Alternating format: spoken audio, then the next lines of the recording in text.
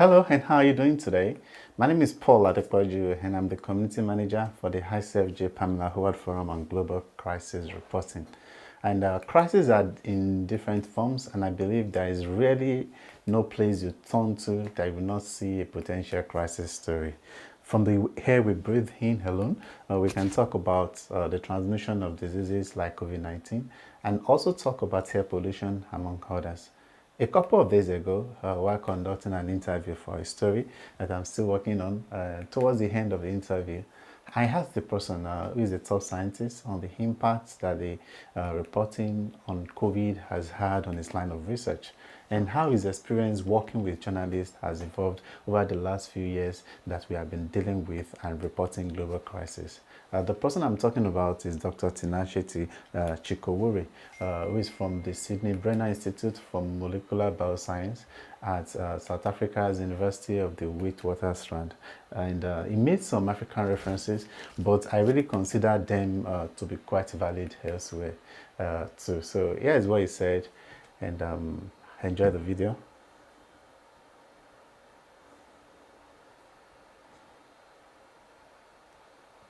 Because remember, in Africa, it's always politics, celebrities, songs, and all that. But I think it's high time also people start enjoying this. And you look what has helped you is the pandemic. Everyone knows about mutations now. And everyone was going for health news because of it. And so I see the media space should take advantage of this wave that has been started by the pandemic, where everyone just wants to grapple to get to know anything about health. Like, look in our social media, every people discussing about it. Because if this boom subsides, then I don't know when you get another one. So I think if you can integrate, and maybe do more. Like this, like just imagine you can have in print. But what about some podcasts? Talk to us, make it visual. People like to see the person, people like to see where we work, the labs and the like. Why not go into that? So it might not be very long, but just have snippets. I mean, there's a great amount of work happening in Africa, and you can do well actually to promote the science. You might be thinking that you're just passing information to locals, but I tell you, even funders, they are common people. They listen to business, So you might never know the ripple effects that will come just by you making these stories louder and louder. So yeah, you do it fine, but I think you need to take more airspace, take a greater chunk of airspace from politics and social celebrities such that you become one of the where people want to really quickly go to, and the potential is there. Yeah, then you mentioned something about the impact that the pandemic has had on science reporting and people now developing more interest um, in health-related pieces. So, if we are to really say um, your interactions with journalists during this period, what have you been able to learn, and what do you still think is still missing regarding the way journalists, at least those that you are aware of, engage scientists like you? Mm-hmm. Yeah, so I think I've learned a lot from journalists on the issue of simplifying complex things. So sometimes we get lost in our jargon, and to you it makes sense. Then they ask, no, it doesn't make sense. So I feel it's maybe a lack of capacitation on our side, whereby we just need to simplify complex things. We can do that, but I think we think sometimes if I don't put this thing, maybe the issue doesn't come well. So I think there's a trade-off of making things simpler and understandable, and not being stuck with accuracy. No, no. I think it's the gist is just making the message understandable and easy to interpret, so that someone gets, oh, this is what you're doing. Then that's because that's what they want to know. So that they expect to come out to go into the minute details. So this is something that I've over and over again. And I've also seen the power of title. I've seen a catchy title. Is always good. Yeah. So you write it yourself. Let's write this one. So I think that's also the issue. Aside from making it simpler, but also how can you phrase your work? How can you phrase your research? The phrasing, by actually getting good titles. Then also, I think also multiple journalists also help the message. So we have our local media people at the university, also you guys. There's also people from conversation and all that. Yeah. So I think that can actually make the message come across to a broader audience. Then what do you think the media continues to still get wrong that still needs to be improved? Yeah, to get wrong. I don't know. I think there are always concerns to say maybe the media might have a tendency to hype, to just create a hype, whereby they tend to over exaggerate. But for me, I don't. I'm okay. So for me, it's not really strong. Fine, I know the because remember, media, you want to inform the people, so you need to catch the attention of the people. So you can't just sell something that's dull. It's not. It won't make news. But I think that's how media is. I mean, you can find someone can make a ridiculous advert, but inside when you read well, they clarify. No, it's not that. This is this. So me, I'm fine with it because the gist here is we need to grab people's attention, and when we grab people's attention, we create conversations, and these conversations will then lead into great impactful things. So yeah, there's always this concept that media can create a hype or exaggerate things, but not feeling like that. Not a concern on my side. I just want the conversation to go because it's us scientists who can clarify. But I think your job is to grab people's attention. Yeah, then if you look at, there seems to be, what about prioritization in media coverage of the science and health ecosystem? Oh, yeah. Oh, prioritization. Okay, yeah. I think there's also that to say, yeah, there's less. Also, I think, I don't know, but you guys can maybe change that pessimism. I think there's always this pessimism to say people of other color might be better scientists compared to African scientists. But I think it's you journalists who can change that. I mean, I don't think it's really truthful. Yeah, people are doing a lot of work, and you guys have covered a lot of black Africans also doing great work. And we might have a heritage to say there are maybe European researchers in Africa who are doing well, but I think you can also help cover that. It's just maybe also sometimes is we are not visible because we cannot deny that those guys are doing good work. So I don't think, in as much as you can contribute to transformation of coverage, but I think the onus is also on our side as African researchers to also become visible. Then you guys can know, oh, this guy is doing it. Yeah. Then maybe topic-wise, I don't know. I think you do well. I mean, I think it's North Africa. You cover everything. Yeah. I don't think it's a So what about your engagement with your local media in South Africa? In South Africa, people around you, the local media over there, you also mentioned something. What have you been personally doing to improve your own personal visibility? And how is the local media reflective? yes, I think there we have a problem. Yeah. So it's the radios who like our thing. So the moment you get something, you're definitely sure like a certain radios in Cape Town, they like these health issues and they go ahead and wow. And you have a greater audience. But coming to the actual black and white print, no, it's I think maybe they've created a niche to say maybe it's us, it's celebrities, it's politics, and even mainline news. Because the media, so we have the VITS media, so they have a WhatsApp group where they have all these service providers, the media. So they just throw an article there. So it's up to them to accept it. But there's no research. I think for them it's politics and all that. So maybe we need you guys. I need to come and because what I think is, when people have developed a niche, like you guys don't cover celebrities and all that, you're just a science. So maybe it might mean you partnering, sharing maybe these messages with those journalists. I think that's working out. Because for them, it's almost like, unless it's only during COVID. I think one time when they made the coverage, it was like something big. Yeah, but it was not even mainline news, so. Yeah, the uptake of science, unless it's COVID. COVID. Every day there's people there. Yeah.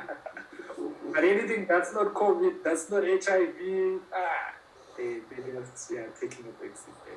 So potentially, what do you think is the potential danger in that if they are taking on it's only COVID?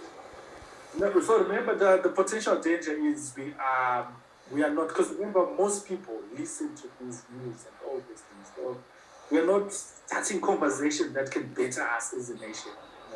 And we are left behind. So we can't even do like support ourselves. Because you can find a country like South Africa, its resources. Actually, everyone wonders, how did Nigeria get 100K before South Africa? So we are not competing, but comparing resources, it cannot be, but it just means that our voices are scattered, they're not concerted. So I think the nation misses out when it's so biased to just news that are common to everyone, but not also focusing on unique opportunity. What is done here in South Africa? How can we be creating those conversations? Yeah.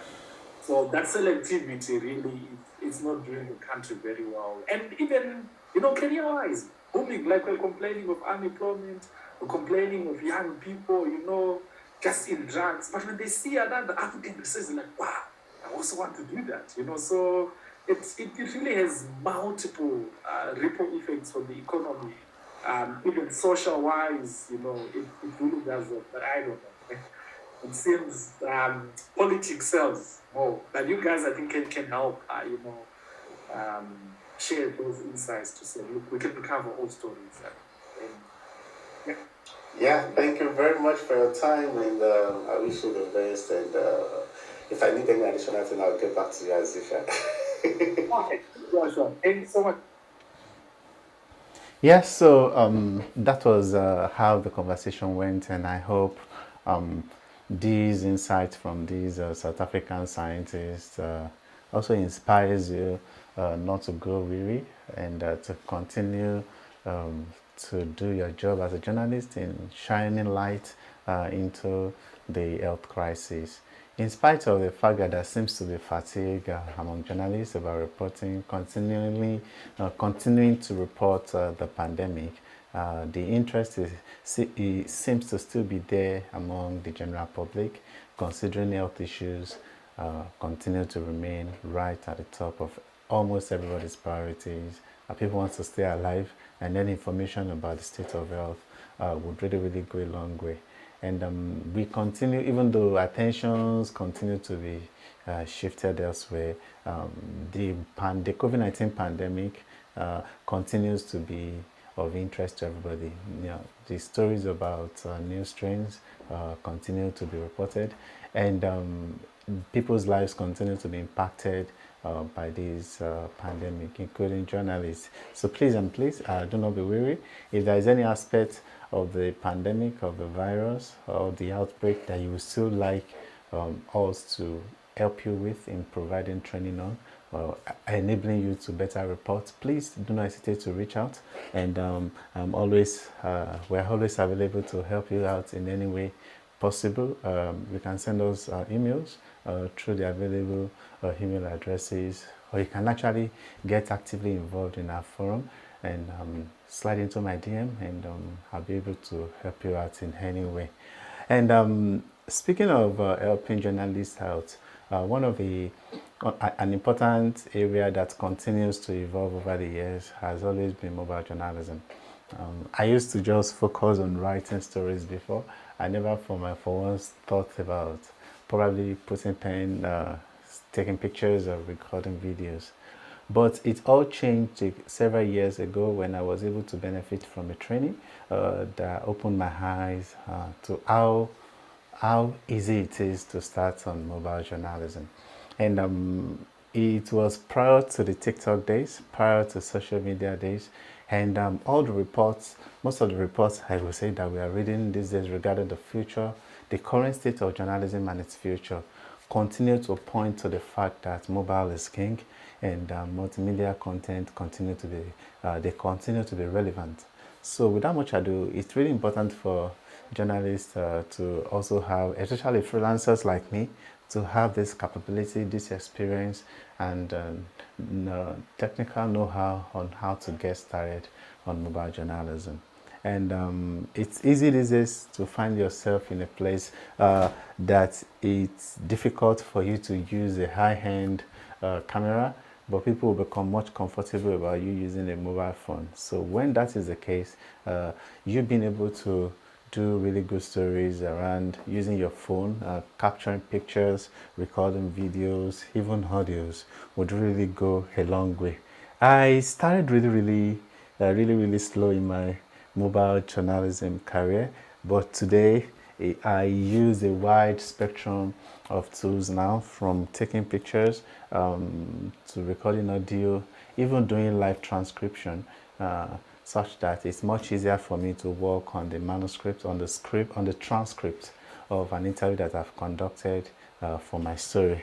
And I'm really glad today to share with you a really new an important tool from IJNet on mobile journalism. So they recently released this mobile journalism toolkit that you're looking at on your screen right now, and it's able to cover a wide spectrum of topics. So it's the first piece that you see here is a piece that presents mobile journalism, and like I said, it's this has continued to be relevant, especially considering the fact that news can happen anywhere you find yourself in. So some of the topics covered in this toolkit includes basic tips on how to shoot with a smartphone, how to do fact checking, how to find a story. There's also, if you're also interested in going viral, there is this section on how to go viral, the importance of sound. I think for me, one of the important tips that I got regarding sound, one of the important tips that I got regarding how to do sound recording is the fact that even though the attention is always on using high-end microphones, but even the wired microphone that comes with your phone can actually be converted into a top-grade studio mic if you are able to actually position it really well. So this section on this toolkit also covers how to actually use how to deal with sound. There's also a section on ethics, journalism ethics, on mobile journalism, and how to also structure your video to ensure your audience watches the video entirely. You know, it's a great thing to put a video together, but it's even equally important to ensure that the audience stays to the end of the video. So how are you able to achieve that narrative structure? And I think this narrative structure section also probably ties well with the concept of storyboarding. Sometimes storyboarding allows you to visually draw out scenes on. But sometimes you can use we can use a paper or whiteboard, and so when you have that, you can actually have some guidance on how to put it together. So as you can see, this training is a combination of text and video, and this is a really good tool.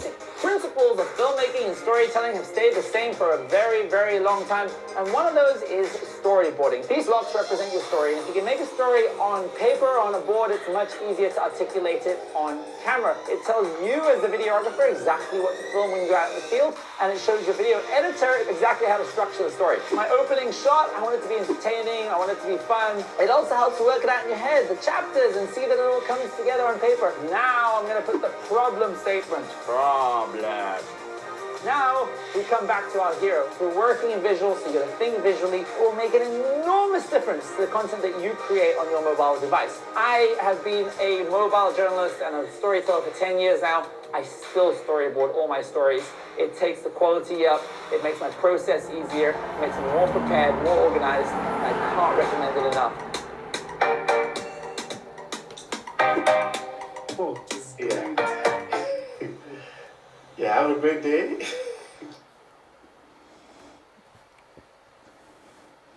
So yeah, that's just one of the sections on the video. So please check out IJNet, this important toolkit out, and just for you to access it, just visit IJNet website, and it's if you go to ijnet.org, you will see.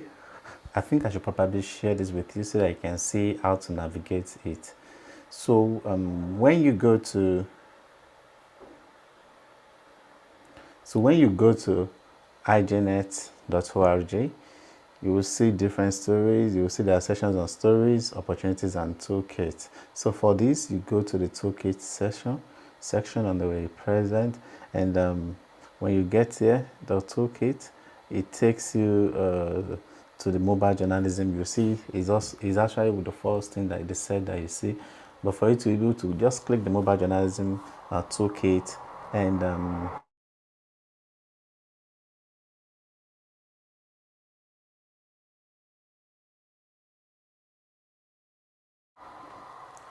so you can now easily navigate it by yourself. So thank you very much. There are several other resources too on HygieNet, and that you can check out on your own, so that you can actually improve and expand your skills. I encourage you, if you are not part of our Facebook forum yet, please check out the forum on Facebook. I also encourage you to be part of our to learn more about this initiative through the International Center for Journalists website on www.icfj.org.